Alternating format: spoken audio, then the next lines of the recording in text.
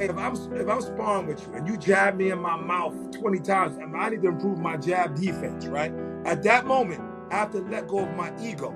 I have to let go of who I am for who I want to be. And a lot of people can't let go of who they are for who they want to be.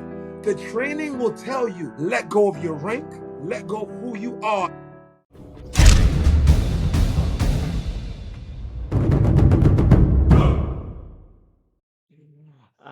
Do you have anything you need from me? Any questions? Anything I can do for you? No, Get I'm rolling. just here, whatever. We just having the conversation, and like I said, it's authentic, so I'm perfectly fine with that's good enough for me. That's how I do it. That's how I do it. So I'm glad. I'm glad. Well, then let's start in the sport world Okay. because that's how most people are going to Yes. know your name from your time as a competitor. And let's start with a big question because I think it's an important question and I don't think you'll shy away from it. Mhm. So we'll take a big swing here at the beginning. Sport, martial arts, sport, karate, whatever you want to call it, catches a lot of hate because, well, I'm not going to say why because I want to let you fill that in. Do you think, as an industry, at kind of the sub industry of sport competition, should sport competition ignore that criticism or should it respond and potentially adjust? The criticism of It's I mean there's a lot of criticism, but I think the biggest chunk of it has to do with application. These skills don't transfer. yeah, okay, okay. Well, you know what's so funny that you say that this morning I had a class, uh, and I had a bunch of young athletes in my school, probably in the age of anywhere between 11 to 16, and then I had this group inside the group of 35 to 60, right? So it was like this split, and we were all training this morning. And so the first drill that I started off with was, I remember clearly, it was a jab, cross, and a roll, right? And then I said I want to start this off this way because I want this to be something that can be used universally, and it's something that if you ever got in a situation, it can be helpful, right? So it was jab, cross, roll, and then from there it was a shift where we make space. And I said, now that we make space, I'm gonna put a little bit of a point fighting in there. And the message that I told the point fighter, the young kids, and I said, I need you guys to be fighters who do points Mm. and not point fighters, right? I need you to take that perspective of fighting is fighting, and then the rules that you put on that determines your approach, right? So I said, I need you guys to work on rolling and controlling the distance. And then I said to the other guys, I said, you guys, you don't really have this problem, right? You guys already like to box and kickbox, but you lack the finesse and the slickness that points provide with learning how to engage, shifting, making Mm. space. I said the two worlds should blend, right? They both have strengths, and they both to me have flaws in it. So I think the question that you're asking is a great question, because I think, as somebody who did point fighting, I think point fighting is the most pettiest fighting that you could possibly do. And as someone who is a martial artist, I think that the skill set, the pettiness of point fighting makes your footwork and the elusive part and the distance and the ability to control speed, tempo, and space almost second to none. And I think that if you take that skill set of point fighting, because it's so petty in the sense of, this is all I got to do to score. This is all I got to do. Now, you could do this to me to score, and then and as soon as you do this, I could take this big left hand and turn over. That won't get rewarded, right? So the violence of boxing and kickboxing won't get rewarded because I can just touch you. But how I got there in point fighting is what most people ignore. So my approach to how I get there, I think, should be commended. Maybe the violence in it should be greater, right? But I think that if you can have both worlds, I think that you would be amazing as a fighter and an athlete, because all fighting has to do with timing, distance, and technique. Mhm. So so again, for someone who did points, it is a petty part, because there's times you just have to score, right? And I think that it's important that when you see the fighters, the fighters, even though they're doing points, you can see the fight inside their fight, right? You can see who has the ability to fight an alleyway. And then there's guys that just play the game. There's guys that just play the game and could be excellent at it, but you could tell there's an energy between fighters that I noticed that no matter what you're doing, boxing, kickboxing, jiu-jitsu, once you engage with somebody, you could feel there's an unsaid energy on who's who. From immediately, that once we get into what we're doing, I could feel like I could feel the threat of who this person is without ever having to be punched from them or kicked. I can kind of tell the level that I'm dealing with, right? So I think that exists in all kind of sparring, and but I think point fighting can be very petty at times, where it turns you off from watching it. But if you're judging a fish by how it climbs a tree, you're not gonna be excited about that either. If you judge boxing by how well they do leg kicks, you're not going to be excited about it. If you judge judo by how well they throw a jab and a cross, you're not going to be excited about that, right? So it's funny that you can look at every piece of sport combat for what it is, and then when it comes to point, totally dismiss it. But meanwhile, in MMA, I can't kick you in the groin and I can't poke you in the eyes. And as soon as these guys, or when you have one hand on the ground, I can't kick you in the face. But as soon as these guys get hit in the groin, they immediately go down or whatever. So I think that you just have to look at each particular sport for what it was meant to be, and when you're practicing that sport, honor it for what it's meant to be. But then when you fight and you learn how to apply all those pieces into a fight for the street or the competition arena that you're going to be in. You said, and a much better version of how I've responded. Oh, okay. So we're learning range. We're learning how to detect openings. We're learning speed. We're learning putting combinations together. Mhm. Yeah, these are all terrible skills. Who would ever want to have one of those? Yeah, those are useless. Exactly, exactly. And you know what's so crazy? If you late, a lot of these UFC guys have point fighters in there. So I have a purple belt under Coach Randy Stanky in Arizona. I fly to Arizona to train with him, and he flies Nice. to New York to train me. And the thing that attracted me to him was his skill set of uh, of the movement and the faking and the leg, and it was beautiful violence to me, right? It Mhm. was beautiful violence, and I was like, his style resonates with me. And I called him, and we just hit it off real well. And what's funny is when I go down there, he'll say to me, "Hey, listen, man, them sidekicks, how would you put that together with this?" Or so even though he's teaching me, he'll ask me, "Hey, listen, how would you add that in there?" Or the karate part, I need that. I need that karate part in this. So I think that again, I think that he can appreciate the skill set and eat the meat and spit out the bones. Take the pieces you like, you add it to your. I don't like everything about point karate. I don't like everything about jiu-jitsu. I don't like everything about boxing. I don't like everything about anything.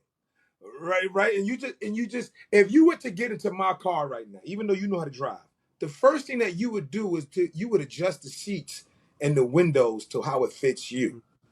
Right? You just wouldn't, because you'll be this far away from the steering wheel. You was let me move my steering wheel up a little bit, fix the rear view mirror so it can fit my style, even though it's the same car. And that's what fighting is. That's what martial arts is. Great. You have to I fit like it that comparison. according to us, right? Well said. Well said. I've always used the metaphor of the pie in Trivial Pursuit. You know, you learn something, you're plunking another wedge in, right? Yes. And you know, it's not the best metaphor because you're never done. You never win the game, and sometimes you're putting in a big piece, sometimes you're putting in a small piece. But the the game is to just keep putting pieces in because you want to be more well-rounded. You don't Yes. know the situation. You don't know, if it's real violence, and we're going to go to that word because that's a word that people don't use on this show. Hmm. Hmm. But when we're talking about real, genuine violence, there are so many unknowns that if you want to be prepared for it, you want as many tools in your toolbox as Yes. possible. If you're a one-trick pony, the numbers are not in your favor. You're Yeah. better than not training, of course, but Yes. having a more well-rounded game. So let's talk about that word violence because it's the way I hear you saying it tells me you mean something very specific when you're talking about violence. Hmm. And it tells me that you have conversations, maybe probably with your students about violence and what violence is. Absolutely. So, uh, again, you kind of just it's funny. You must got a camera in my school. I was teaching, and I was even teaching a seminar, and I said, this is what I want for you. I want you to be kind, funny, patient, considerate, empathetic. I want you to have a certain level of emotional intelligence. I want you to be all of these things. I want you to be that a kind, considerate, loyal, empathetic, patient person who is capable of violence.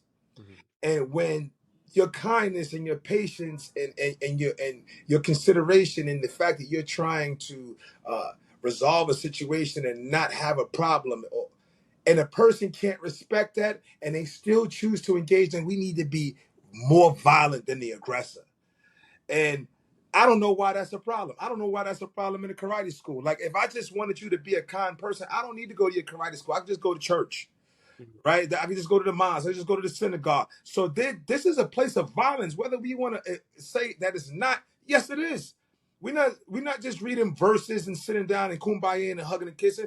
We're saying, hey, punch, kick, front kick, elbow, knee, armbar, grab, throw, headbutt. You know, eye poke, slap the ears. So it's a place of violence put in its proper perspective, right? Mhm. As we're learning to speak about confidence, as we're learning to talk up, as we're learning to look people in the eye, as we're learning to be able to use our voices, right? But we also learning that as we create stronger people, we're using violence to create that, right? We're talking about, hey, fix your jab. And by fixing your jab, you're learning how to pay attention to detail. You're learning about how to say when something is not fixed, you acknowledge that, hey, I'm wrong. It's Mhm. not right. That's humbling to say, I'm wrong. I have to continue to work on this skill set to get better. That means it's a humble mindset.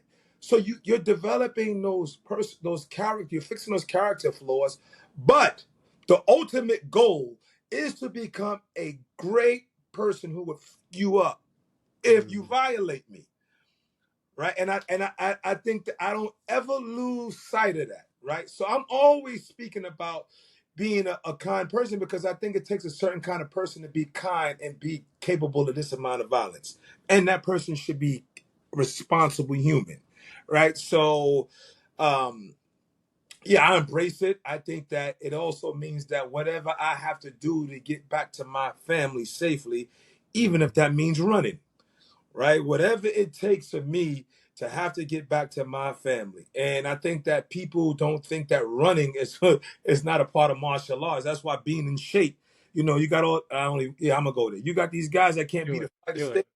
that are telling you about violence, right? So I think all of that goes back into self-defense. And again, the other side that I think is I think people have this cliche thing of self-defense. I'm like, what is that? Fighting is fighting. And no, self-defense is bullshit. Listen, you telling me that Mike Tyson doesn't know self-defense? You telling me when Floyd slips and pulls or Canelo, that's not a form of whatever it takes you to get back home? Like, if it doesn't include a wrist lock or a throw, and this is when I think we just start getting into stupid stuff in the martial arts. But yeah, I definitely think violence is a word that should be embraced more and understood in the proper context. Let's talk about that separation that some have for self-defense versus maybe some other things. I've said that if your goal is to learn how to defend yourself simply, quickly, Hmm. get in a fight, go home. What we do in traditional schools is usually not the most efficient way. Agreed. We usually do a bunch of other stuff. And I think because of that, I think we've got some people out there, a lot of people out there who, because the path that they've chosen doesn't make them the best at violence as efficiently as possible, they discount all these other things. What do you think? I think, and as you said, traditionally, I think in a sense, karate guys, and I want to put myself in that group because I have a background in that. It is too much theory. It Mm, is we reward the librarians, and what I mean by that, I think that each I think in your school you have personalities. You have the librarians. The librarians are the people who want to collect the katas, want to collect the technical terms and all the names and the bunkai and all of this. They're collectors of information, right? And then you have the fighters, right? And some can cross paths. I think the really good instructors cross paths, right? Then you have the fighters. They're like, I don't know about all that, man. Listen, showing me how to get my punches and my kicks off. And most times they're not even the most technical guys. They're just the ones who just have the grit and the tolerance to go. I'm willing to take one and give you five of mine, and they thrive in that environment. And they also protect the school, right? Those are the guys that when the other macho athletic guys come in, they have references to go, I want to be like that. This system can produce this kind of guy. I want to be like that. But what I find is that we get so caught up into this is what this means. It's almost like religion to some degree. You get a bunch of guys in the room, you tell them this is what to believe, and because we learn kind of in groups, we follow the group, we assume that everybody's doing katas, everybody's punching in the air. And let me say this, I don't think forms are a bad thing. Just don't tell me it's for fighting. Just don't tell me it's fighting because it has pieces of fighting in it. You could put carrots and shit doesn't mean it's good for vegetarians, right? It just be you. I could tell you, hey, you know what? Football has angles when you cutting. That means I'm not going to send my kids to do football to get better in karate, right? Just because. So I think that we get so caught up in how many forms you know, what's the application, what does it mean, and we use that as see how good you are, and that's just knowing. It's like reading a book and you know the story in the book. Knowing it and applying it is two different animals.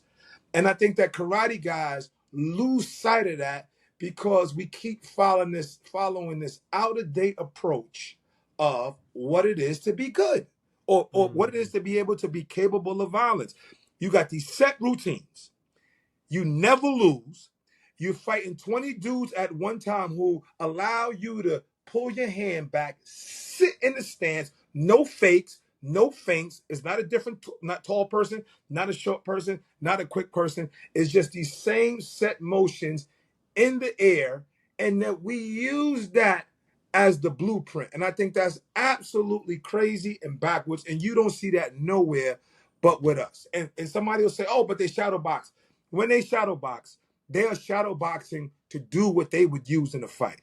We'll shadow box. We'll take these deep breaths, and if we don't do it while saying it in a foreign language, it doesn't count. It's almost to me, it's cosplay, man. It's just it's us. I got guys that's from Newark. I'm from the Bronx. These guys are good accents, New York accents or whatever, boss, whatever accents. Soon as they put that white gi on, you know my kata, my name is, and I'm like, where did that come from? Where's the accent?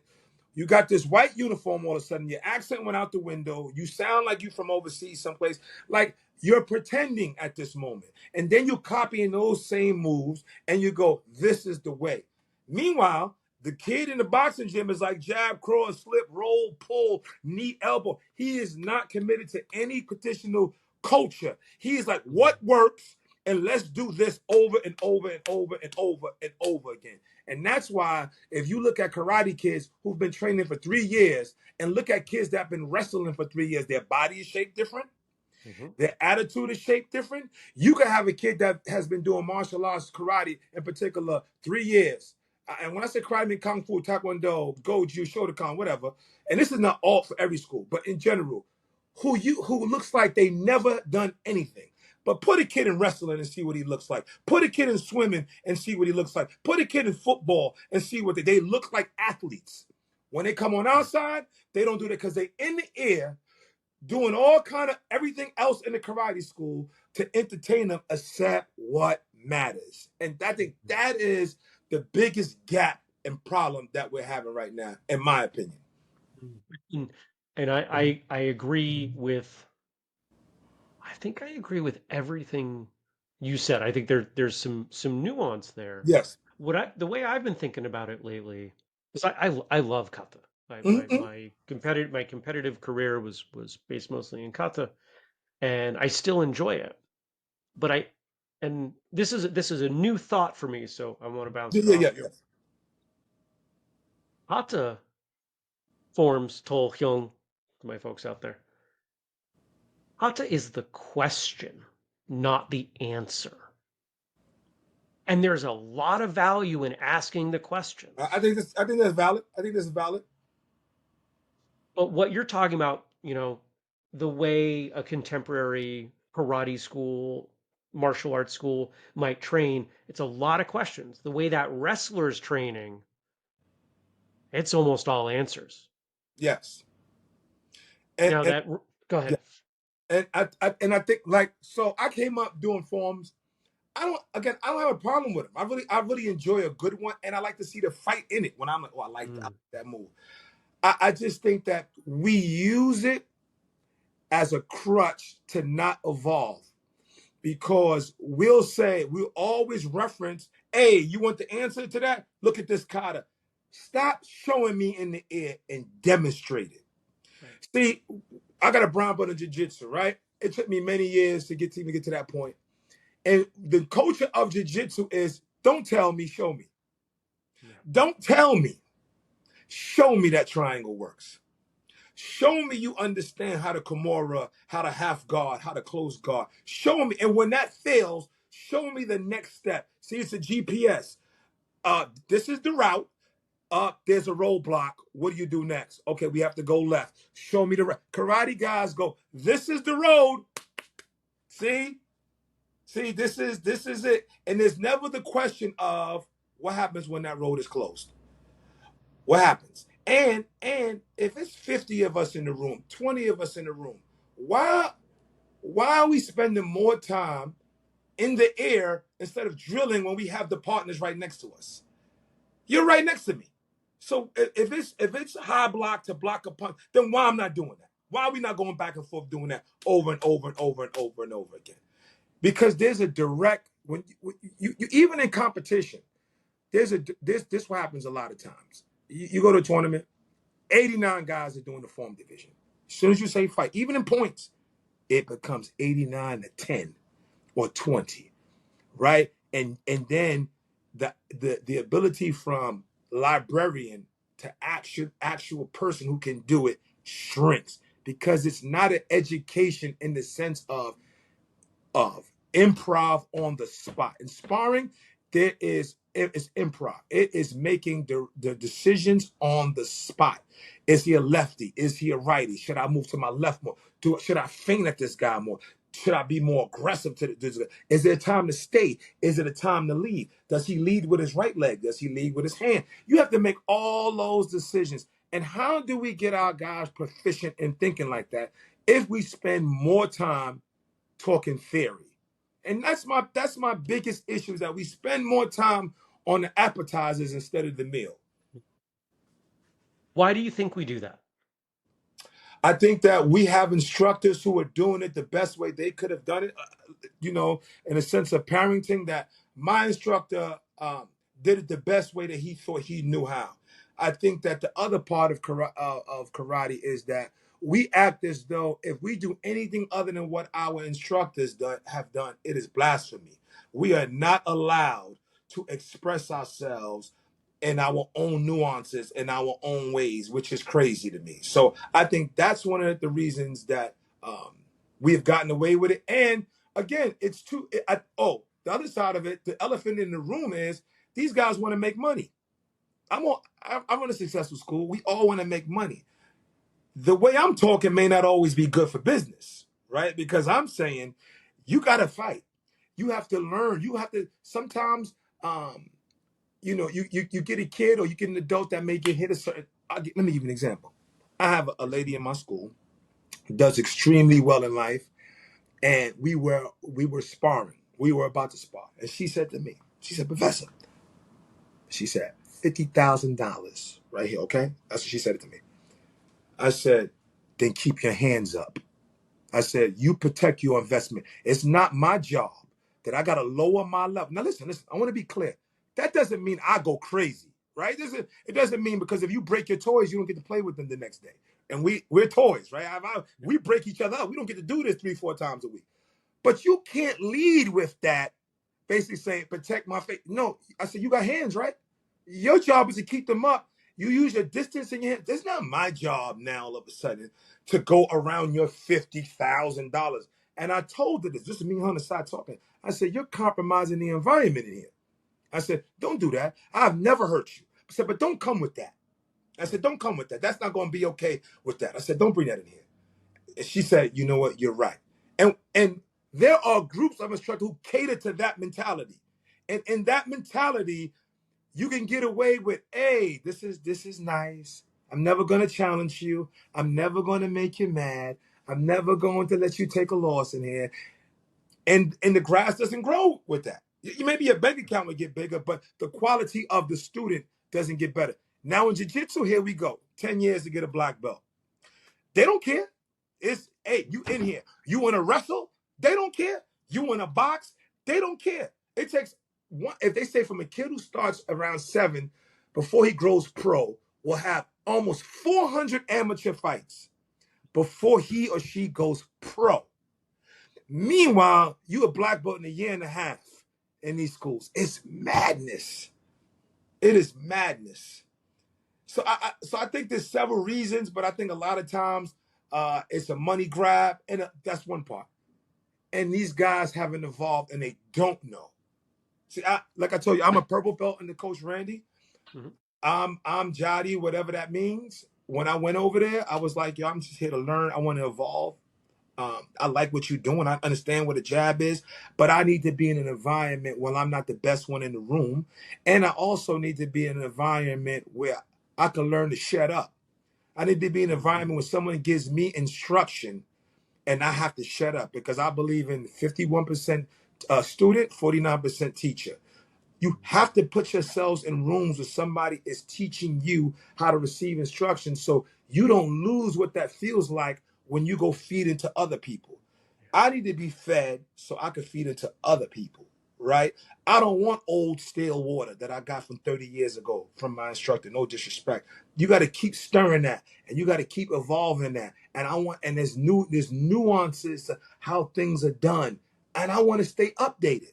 If you took off your iPhone and left it off the shelf for 5 years and put it back on, it would tell you before we get started, this needs an update. Mm-hmm. It can still work, but it won't be as smooth and it won't be the most efficient. It can still work. But I want it to be smooth and efficient because I'm responsible for people. And I think that a lot of instructors have gotten away from that and think that and the fact that they're rewarded for theory, it's not required for them to have to demonstrate and show physically. You think it's seen as lower risk, Yes.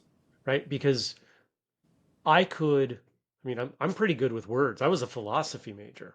You Wow. give me any situation, and Mm-hmm. I can probably convince you Yes, sir. that I've got a great way to defend Yes. it. I can give you all the reasons, I Yes. can give you the angles, the Yes. pressure points, I can give you the muscles, I can give you the physics, I can use a whole bunch of big words that come out of math and Mm-hmm. science. Mm-hmm. And if you haven't been in the ring doing it, you'll probably agree with him and be like, "That's a great idea. Jeremy knows what he's 100%. talking about. I'm going to keep giving him money and keep showing up." And wow, Yes. But my ability to express the theory doesn't mean I can translate it because of my own personal whatevers. The fact that my theory is probably way too complicated to actually work in real Hmm. time, Hmm. as almost all of them seem to be.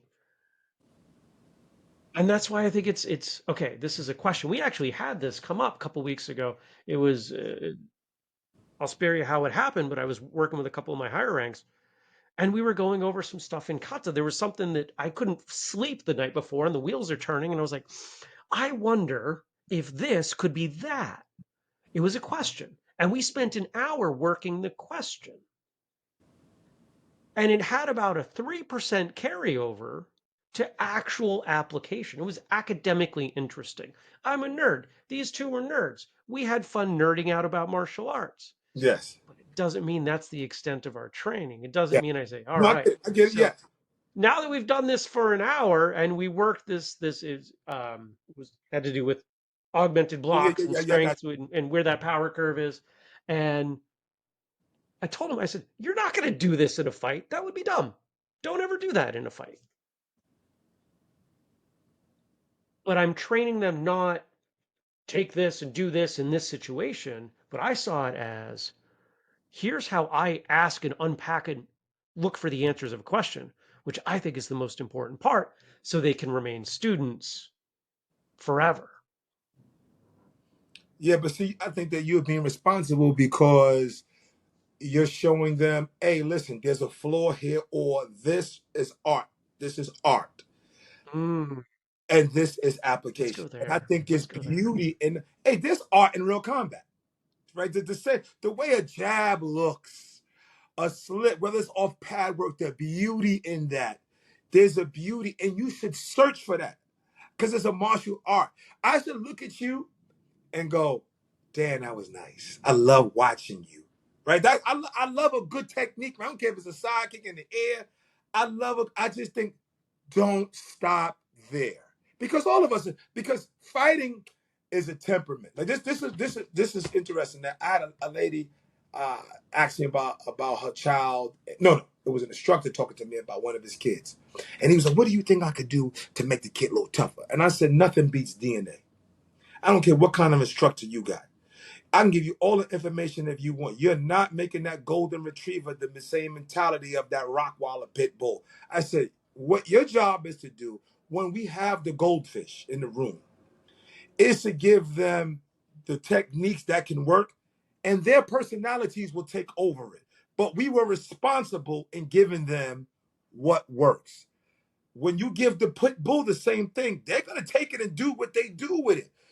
Your whole school is Boy. not going to be all killers in the army. There are people who just write the strategy. We're going to send a missile here. We're going to send the troops here. They don't go on the battlefield, but they find the killers in the room to go, you guys, Marines, Navy SEALs, you go out and do it. But that don't make them the killer. See, that's where the smart ones in the gym come in, right? Those are the Mm, librarians. They can tell you, hey, this is what you would do. Don't mean I got to do it, but I know. So we need those, but we also need the killers in the room. So I look at it like your school should have all of them because you know who teaches the killers? It's not the other killers. It's that smart, nerdy dude who goes, hey, you know that move? That move is for this. You do it. I don't have the mm, temperament to do that, but I know what you need to do. So, my mother used to tell me, old men for counsel, young men for war. That's what she said, Jadi, old men for counsel, young men for war. It's not their job to fight, it's to counsel you guys to show you how to get better. But she used to tell me that for life. Old mm. people for counsel, you learn the lessons that what old people went through so you can learn, right? It's the same thing in your karate school, right? So I don't think that a person has to be a great fighter to teach you. But the problem with fighters are that very rarely do they humble themselves enough to learn from someone who they don't think can do what they do, right? And so this is interesting, and that's what I think the other side of martial arts is. It is supposed to teach you humility that you can learn from somebody who you can beat up. Because if you watch boxing, None of those trainers could beat up the fighter inside the ring. None of them, because the model on them was old men. Those are old 70-year-old men teaching Ali, right? But Ali look at that guy, but okay, right? Angelo Dundee, those are guys they'll be looking at go, okay. So I think that the thing that we do need in the art is that when you do have the fighters, they have to be humble and respect the information that somebody has. I don't think that you can dismiss it because somebody their theory they can't necessarily apply because they still have gems to teach us. All I'm saying is we have to be able to reward and determine and require more application and not just theory. And I don't think it's just application because the problem with having fighters in your school is you need 50 sheep to feed one wolf. They'll run your students off. They'll beat everybody up because they need to constantly keep eating. They need the bodies to beat up. So I think you just have to find that healthy balance of both worlds, in my opinion. And you're talking about the value that both have. Mm-hmm. The wolves are better wolves because of the sheep. Yes, The 100%. fighter's a better fighter because of the Yes, librarian. yes, The yes, librarians need more time with the fighters. We yes, all lift each other up, and I yes. think that's what you know. This isn't my line, but martial arts is an individual sport done in a group setting, and that Yeah. group setting is such a powerful component of our progress. And I love being in a room with a bunch of different people with different backgrounds, different ages, strengths, etc. I want to mix it up with all of them Mm-hmm. because every single person has something to teach me. I don't care if it's their first day. They're Yes, probably going to teach me. I had no idea a person would ever choose to move in that way, but yes. that's still valuable. And patience, right? Yeah. Oh, for sure. Sometimes I have the guy he has. I say, "Hey, Mike, move your left leg," and he'll use his right. I'm like, "Your other left, right?" And but you know what? Before I two things that I think about before I work with him. I go, what am I going to learn out of this? I'm going to work. I know I'm going to have to be patient, right? I tell myself, I pre-frame myself, right? And the other thing is, what kind of instructor would I want?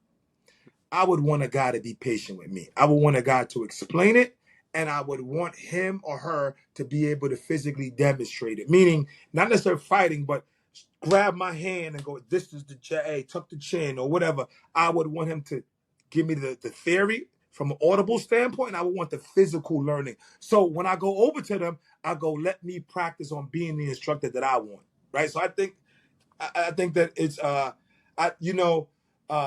too much of anything is error. Anything. Too much fighting is wrong. Too much theory is wrong. Too much of anything is error. With you. I'm with you there. I'm thinking about the patience and the patience Oh, required to teach some people. And this came. I'm almost embarrassed to say how recently this came to me from somebody else. This wasn't my idea, but once I heard, we have to assume they want to learn. Because yeah. if we assume they don't want to learn, then what's the point? So we Yes. have to assume that everybody there wants to learn, and if they want to learn, then it's our if we're the instructor or the senior student working with them, whoever we are, our job is to help them learn, is to meet them where they're at. Mm-hmm. It's to provide an environment where they feel safe enough to do so. Because Yeah. maybe, if they keep using their right leg, when you say go left, maybe they're afraid. Maybe they're who knows what the Mm-hmm. reason is. Mm-hmm. And our job is to get to the bottom of that and then help them work through it and help them practice and help them see the value. Not to quit after twice Yeah. and go over there because then they quit and then I can't help them at all. Yeah. And I think that ultimately, as much as we want to, as physical as it is a place of human development. And again, we just embrace violence, but it is a place of human. Listen, the karate school, the dojo, the studio is a hospital. And we all have a different prescription because we all sick. You know what? I need to work on my kicks. Give me a prescription. 3 milligrams, come 3 times a day. Hey, my wrestling sucks. Come once a day on Saturday. You know what? You're doing a lot better. But you talk too much. You don't spar enough. Hey, come to spar. We all got a prescription.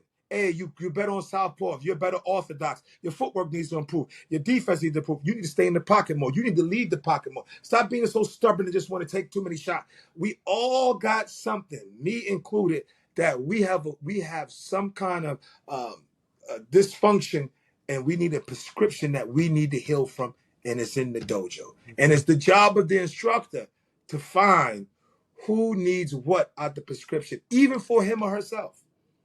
The doctor.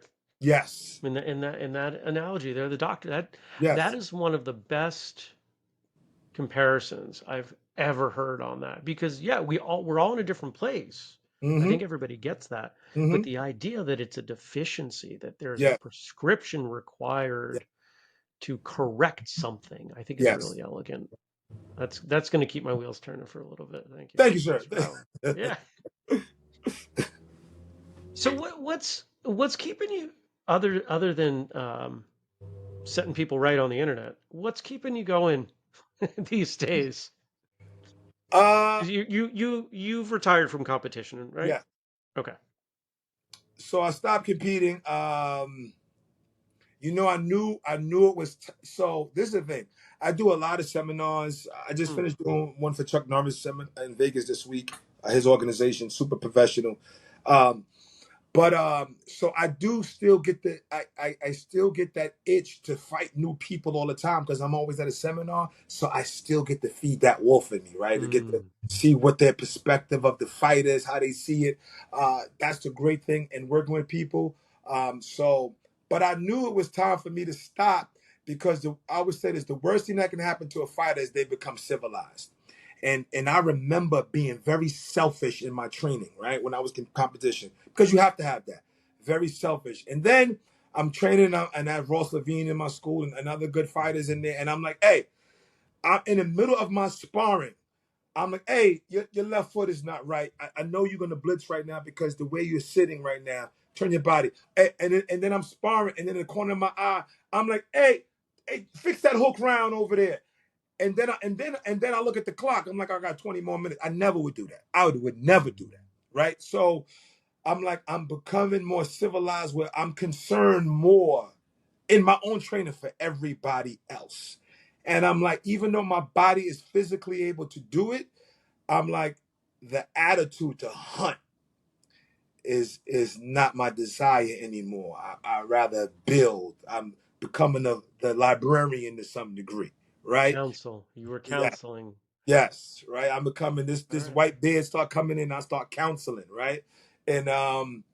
And I knew it wouldn't serve me well as a competitor because I as a competitor I know what it is to hunt, right? To be like, no, meet me here twice a day. So I'm like, I'm like, and so now I enjoy giving brain transplants. I enjoy putting my brain in younger bodies and seeing what it can do. I enjoy my children in martial arts, so I love to see that process. Uh, and it's my therapy. It's my place for mental health. It allows me to fight. I'm not worrying about competition. I'm worrying about just being as young as I can be for as long as I can be. I still do 20 rounds. I'm still training all the time. I'm still drilling. I'm still working out 4 to 5 times a week. So I'm still doing all of those things. So my why has so many different reasons. I want my daughter to see it, see her father doing it. Of course, I want to be successful in business. So, I take care of my mother through my martial arts school. So I have so many different whys, and I'm Mm. passionate about. I love it. I'm gonna die doing this. I love this. It is the. I am goofy. I am a comic book, Batman, video game, horror movie watching guy who loves karate. I get so mature with martial arts, and then I become this goofy ass dude when I'm not doing it. And that's the crazy part. It's two different worlds, you know. But karate and my fatherhood to my children, to me, is the things that I take serious. Like I'm like, and then other than that, man, I'm 12 years old, bro.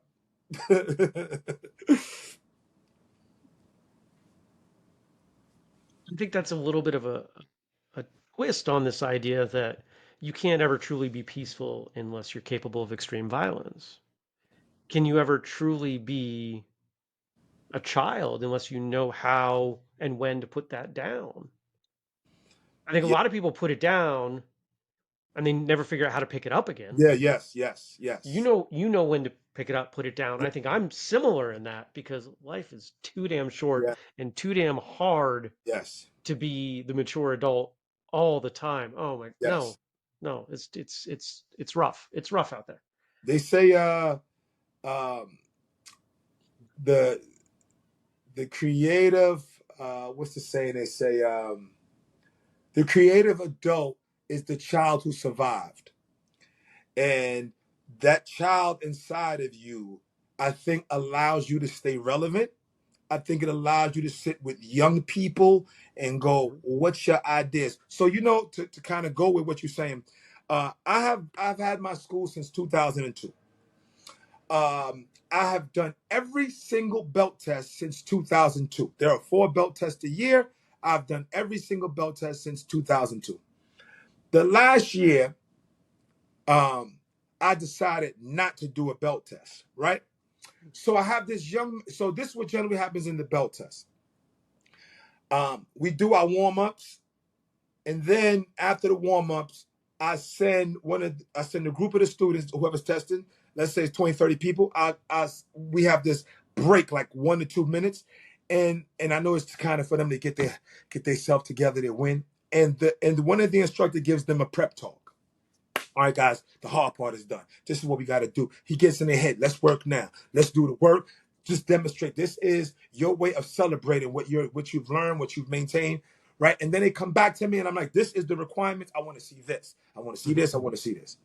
So, so I didn't do the belt test. I was there. I didn't do it. I said, you do it. So me, I'm like, yeah, you're doing the belt test. So the gentleman starts to instruct.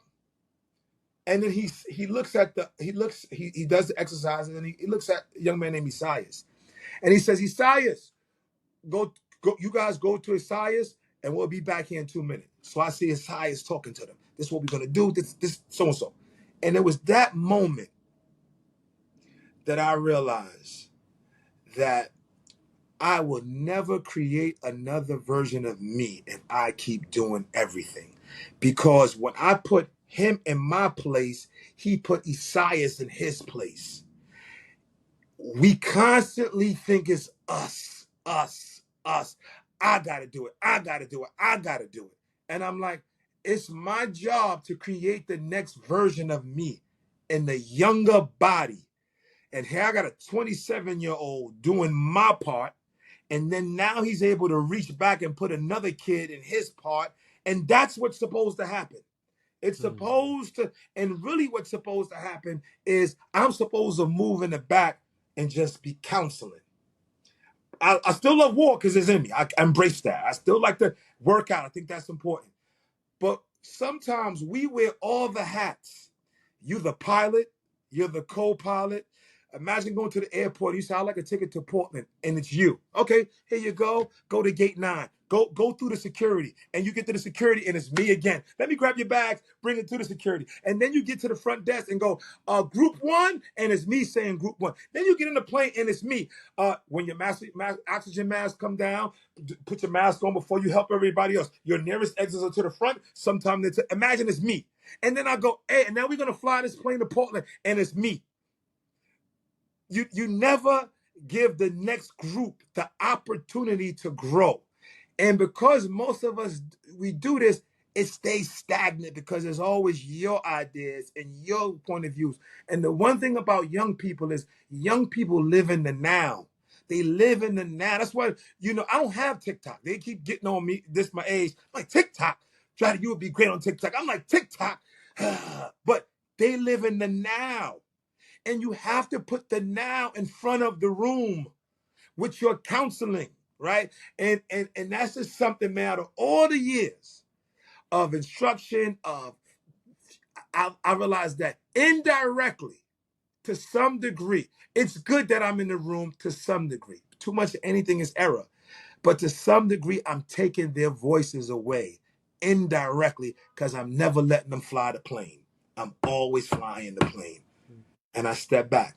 And they've been running the belt test. And I did the last one, but they've been running them now. And I'll just pop in, I got this, right? But I think that it's important, man, that as instructors, we have to let the young people grow.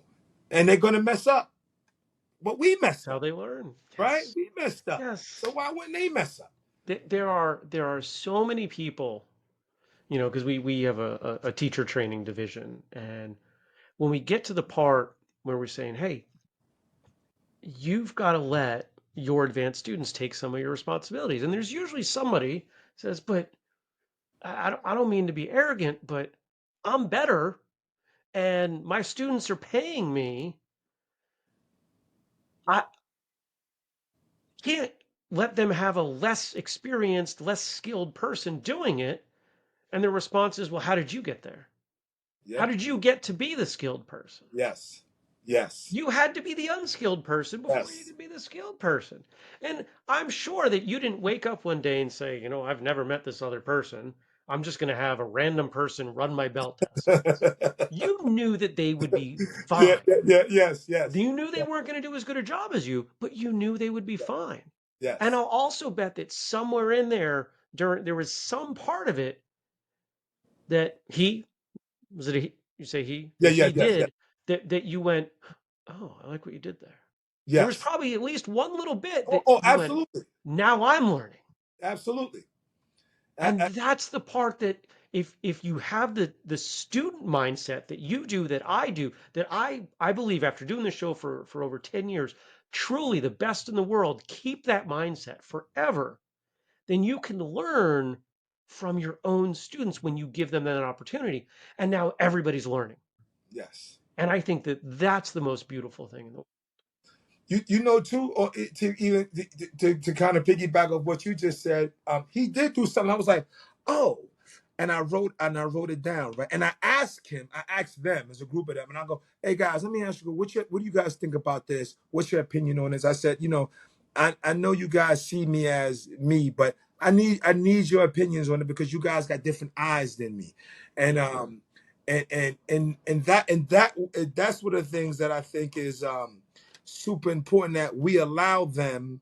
So he runs the classes too as well, and we had this challenge that if you, it was like a raffle, and I and at the end of the raffle you win a private lesson. One of the gifts was you win one of the prizes, and the kid who won a private lesson asked. He said, "I would like to take the private lesson with Mr. Shane." And I walked over to Mr. Shane. I said, that is an honor that he's asking you.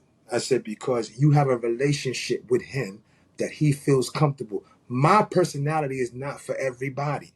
We need different personalities in this room that represent the same thing because I'm not going to be for everybody. I may be a little loud, a little energetic, and they may need the more fun guy or the younger guy or the smoother guy or the quiet guy or the librarian who's just very technical.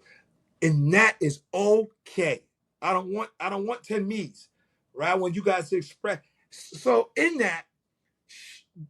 that's how I think everything should be. I think when you have students who fight, they should have their own flavor in it, right? They should. All of that just comes back again to staying in tune with that the creative adult is the child who survived, is the person who still embraces the youth.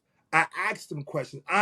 They look at me sometimes. I like fashion, and I come in with my little outfits, and they go, yeah, "Dude, you crazy." And I'm like, "This is me." This times, listen, I put on a Batman suit. It's me. It's just me. I'm not being funny.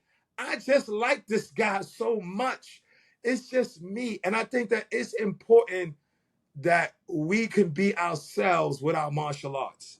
That we could, if we silly, we can be silly within our martial art. Of course, it was serious context, but do not lose who you are in this art, right? And I think sometimes um, we lose who we are because it's narcissistic instruction almost. It's me, and I don't subscribe to any of that. So again, piggybacking off what you just said, I think that's also how you keep yourself young, by keeping young people around you, having them involved, hearing their points of views, embracing part of that, and still keeping that side, that silly side to you, because that's again, that's what helps me when I'm in my worst situations. If you can't relate to kids, how are you going to teach kids?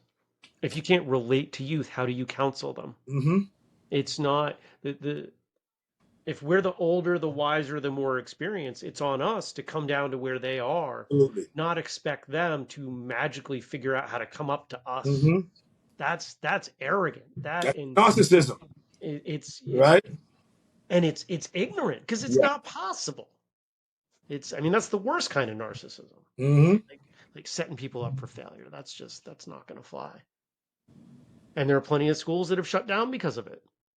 Yeah, yeah. Listen, I'm a I coach in an impact group with Adam Kiefer, and I'm in charge of. We have different people that's in charge of different things of the group. It's a great group, different school owners from all over the country, and we meet 4 times a year, 3 times a year, in the mastermind, and we discuss business. But I'm the guy that's in charge of the curriculum and what happens on the connections on the mat. That's my expertise, what they hire me there for.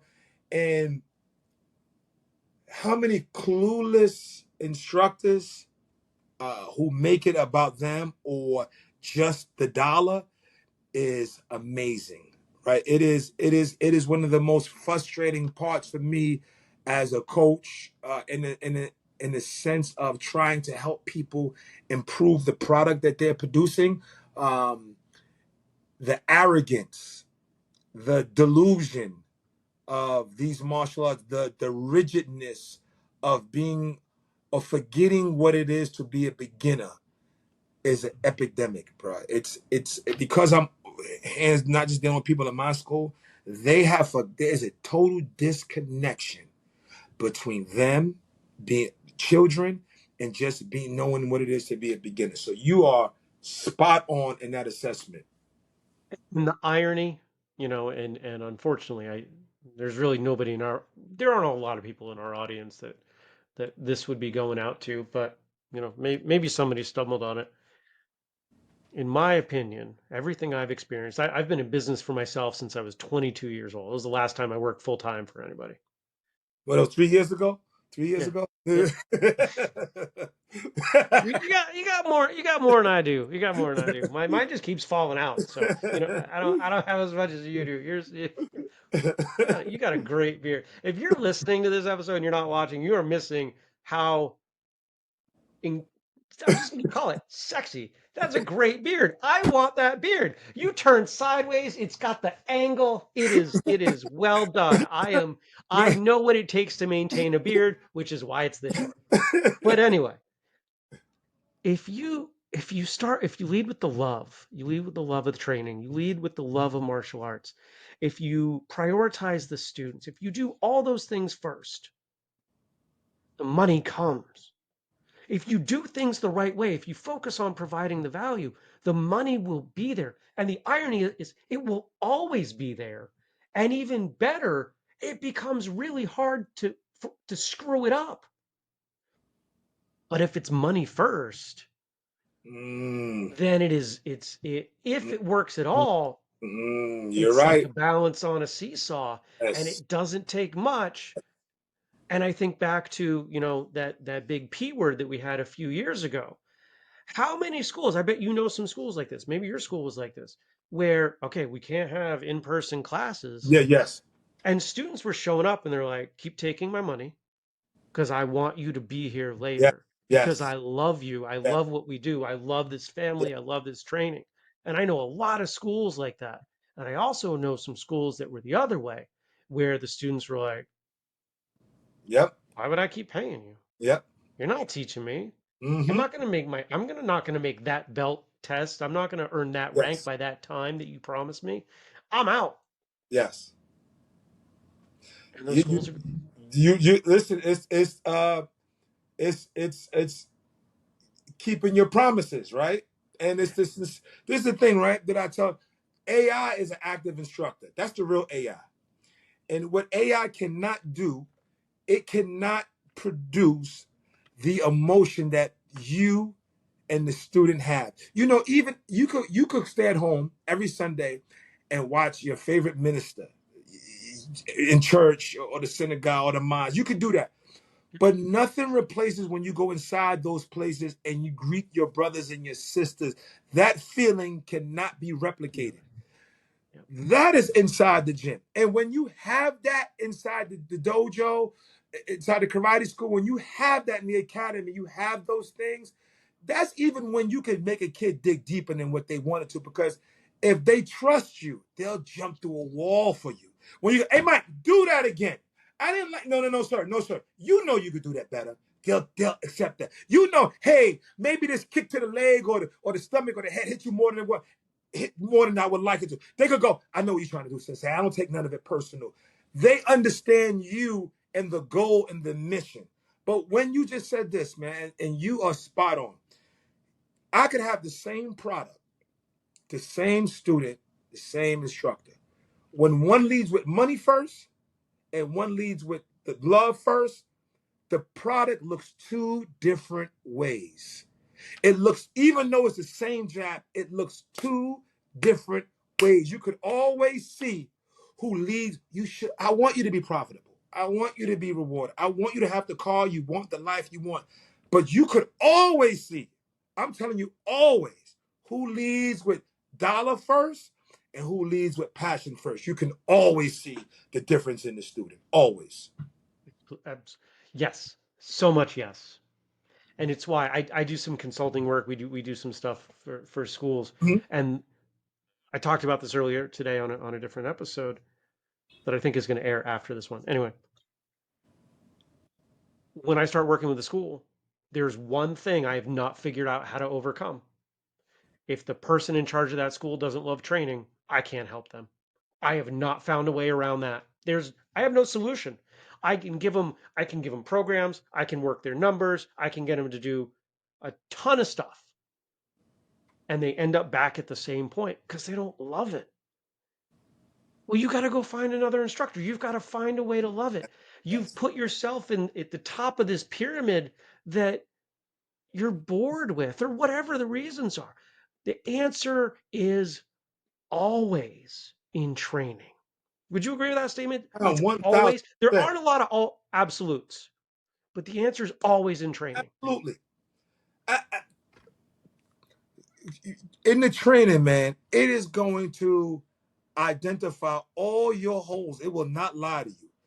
And the mindset, this is the key, right? To get a little spooky, it will remind you of, hey, if I'm sparring with you and you jab me in my mouth 20 times, I need to improve my jab defense, right? At that moment, I have to let go of my ego. I have to let go of who I am for who I want to be. And a lot of people can't let go of who they are for who they want to be. The training will tell you, let go of your rank, let go of who you are. You have a problem in front of you, figure it out, humble yourself, and be honest with yourself, and we can fix it. And then you take that mentality and apply it to business. You take that mentality and apply it to your fatherhood. You take that in business, apply it to your relationship. That if I'm wrong, are my apologies sincere? Do I only see what you doing wrong? Do I only see the ego? Like there's guys in my gym that this one guy really good, but he's stubborn. He don't want to use his feet. So when I spar with him, he'll do this to me. He'll go, yeah, but it won't work. It don't work on you, but it work on them, right? And I'm going, so is that okay with you? Isn't the goal to be as good as you can be, always to be not just me? We're not here to serve personalities, because I'll be damned if I go, I don't care who it is. It could be the greatest fighter in the world right now. I'm like, nah, I got to figure that out. Right? So I'm going, Mhm. you got the wrong attitude. And I was like, ego is like water. You need it to live, but too much would drown you. You drowning because you don't want to let go of who is safe over here. You don't want to let go of who you are for who you want to be. And the training will tell you that. But the key is, you have to take that out the dojo and put it into wherever you're gonna put it into, right? And I think that's 100%. He may. If he did that in his business, he'll see the whole. The way he trains, let me apply it to my business. You'll see the whole. Let me apply it to my relationship. You'll see the whole. So I think I'm with you 100%. Everything you just said. That student, is his goal to be, the second best in the room, or is his goal Exactly. to be the best version of him? Exactly. Right? If he wants to be the second best in the room, he just has to, stay above everybody else. Mhm. That's Mhm. comfortable. There's no growth in There's comfort. no. We here to fail. Every day that you train, you should fail forward. What am I going to fail at today? I'm southpaw, right? I get on my left side to spar. And sometimes on my left side, I'm having a harder time with someone than I would definitely have on my right. But it's not about me winning. It's about I am trying to fail to become bystantial, right? I said bystantial. Okay. So I'm trying to fail to make that left side that I neglected catch up to my right side. And I explained to my students, there was a time, especially in competition, I would tell them, how many hands you got? They would go two. And I go, how many hands you right with? One. And I'd be like, exactly. I don't switch sides. What ask a boxer, how many times do they switch? But I don't accept that anymore. I go, let's work both sides, because there are opportunities of times when I'm fighting somebody, when I switch, I get another opportunity that I would have never gotten if I would have stayed on that side. It's all about growth. And if I'm keep trying to show growth, then you got to keep showing growth. So it's not about what don't work on me. It's about you stopping your growth right now with your ego. Right? So man, you're 100. It's just echoing what you just already said. Well,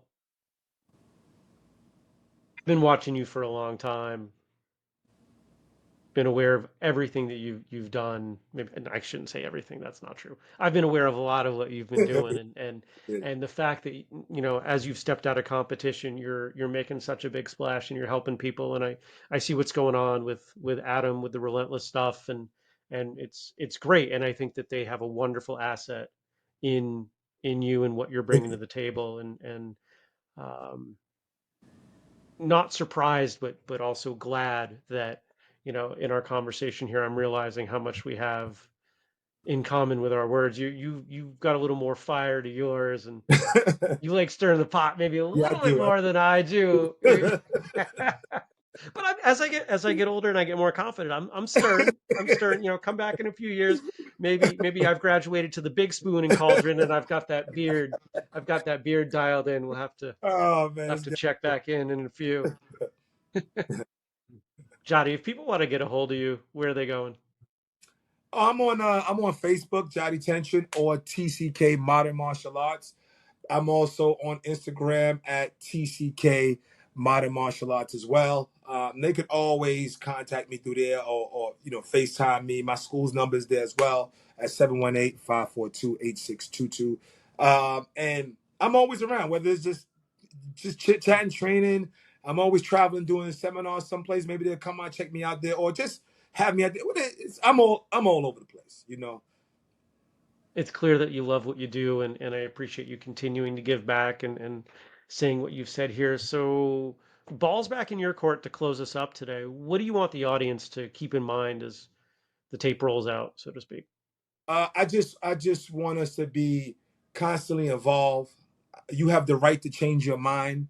And what I mean by that is that we've all come up with our instructor's blueprint. That's their blueprint. That's their car seat. You have the right to change your mind. And I would say this to as I'm working with groups, I have a bunch of young people that DM me in the groups that I'm in, whose instructors that I've made gives advice to, and they'll say things to me like, "We want to do that, but they won't let us." And I feel bad for them that you're not allowing the young people to live in their time. This is their time. And that doesn't mean that you just throw the ship out and you just hand it over, but allow them to be able to express themselves and constantly evolve so you could be in tune with your own students, right? Because um, nobody's everything, man. No one is everything. I don't run a jiu-jitsu program in my school, and somebody asked me the other day, why don't you teach it? I said, because I don't want to wear all the hats. I don't want to wear all the hats. I want to be able to be a student. I want to be able to come in there and make my mistakes, I don't want to be Jadi in everything. I want to just be one of the guys, man. I got choked and it's no big deal. And I could laugh and give you a high five. I got my leg kicked. And I'm like, yo, that was the best feeling in the world. I don't want to wear all the hats. And I think that it's important that you allow your students to grow, that you invest time in them for them to grow. Um, and I just think that it's important as instructors that we have to remember 51% student, 49% teacher. Constantly be a student. Know what it feels like to be a beginner and learn and unlearn and relearn. And you just have the right to change your mind. You have a right to do it your way. No one is coming to save you. You have the right to do it your way.